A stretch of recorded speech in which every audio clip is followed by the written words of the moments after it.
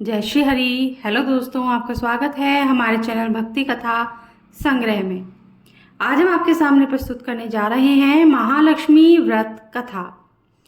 महालक्ष्मी व्रत जो कि 6 अक्टूबर 2023 को रहेगा।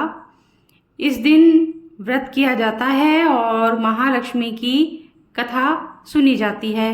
महालक्ष्मी की कथा इस दिन जरूर सुननी चाहिए, इससे लक्ष्मी की कृपा हमारे ऊपर बनी रहती है।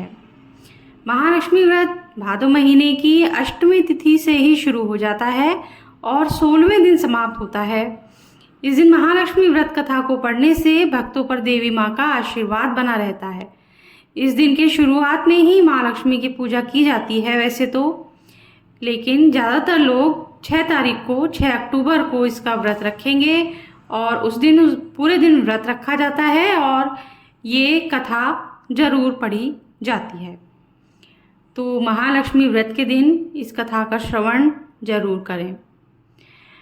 भाद्रपद के शुक्ल पक्ष की अष्टमी तिथि से महालक्ष्मी व्रत का आरंभ होता है, जो कि 22 सितंबर से शुरू हुआ है और 16वें दिन यानी कि 6 अक्टूबर को समाप्त होगा। 6 अक्टूबर 2023 को समाप्त होगा। इस दिन महालक्ष्मी व्रत पूरे विधि विधान से किया जाता है। इससे देवी लक्ष्मी प्रसन्न होती हैं और अपने भक्तों पर कृपा बनाए रखती हैं। इस दिन पूजा करने से साधक की सारी मनोकामना की पूर्ति होती है। उसके जीवन में कभी भी धन की कोई कमी नहीं आती।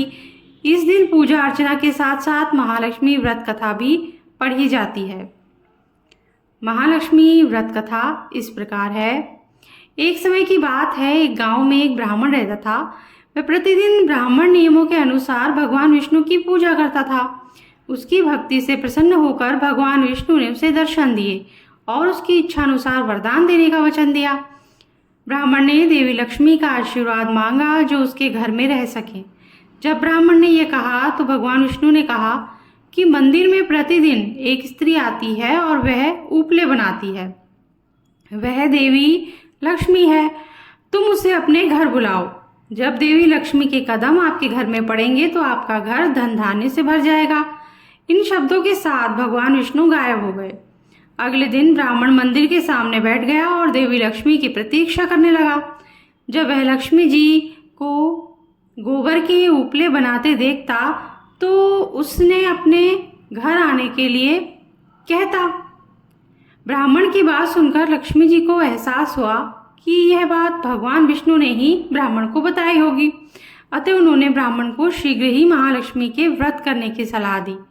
भगवान लक्ष्मी ने ब्राह्मणों से कहा कि उन्हें 16 दिनों तक महालक्ष्मी व्रत करना चाहिए और अंतिम दिन चंद्रमा की पूजा करके और अपने घर आने की प्रार्थना करनी चाहिए।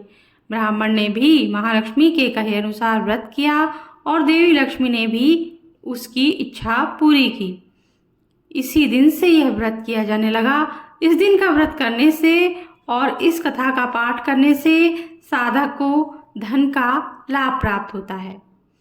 इसी के साथ आज की कथा हम समाप्त करते हैं। अगर आपको अच्छी लगी हो तो लाइक कर दीजिए और अगर अब तक आपने चैनल को सब्सक्राइब नहीं किया है तो सब्सक्राइब जरूर कर दीजिएगा। बेल आइकन भी प्रेस कर दीजिएगा ताकि हमारे अगले वीडियोस के नोटिफिकेशन आपको मिल सके। Thank you. जय माँ लक्ष्मी।